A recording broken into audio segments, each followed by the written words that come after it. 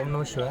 हां ओम नमः त्या शिवाय. मुलाला थोडासा प्रॉब्लेम होता, तर आम्ही महाराजांकडं आलो आणि महाराजांनी जे जे आम्हाला उपाययोजना सांगितली आम्ही ती केली. आणि इथं महाराजांची एकदम निस्वार्थ सेवा आहे.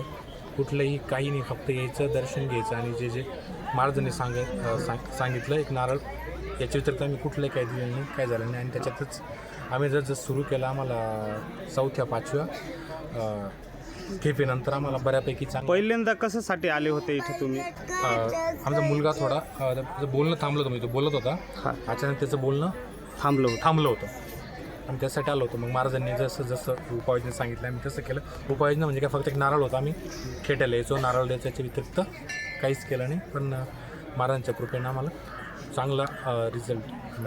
किती खेट्यामध्ये गुण आला? येणं आम्हाला 4-5व्या खेटीपासून सुरू झालं खरं म्हणजे.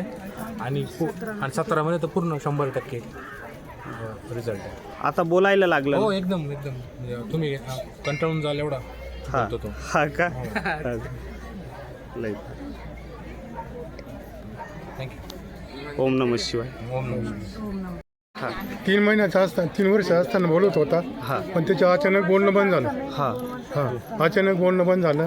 आम्ही बाहेर बरेच ट्राय केली, पण कुठलाही गुण आला नाही. शेवटी महाराज कालो ना, तर महाराज सांगितल्या पद्धतीने आम्ही 17 किट्या पूर्ण केल्या. आम्हाला 5-6 किटीमध्येच फरक पडला. तर आता एवढं बोलतं का तुम्हाला कटाळा येतो? आम्हाला कळतं. लय भारी. देवाची कृपा आहे. देवाला विसरायचं नाही. एवढं देवानी केलेले देवाला कधी विसरायचं नाही.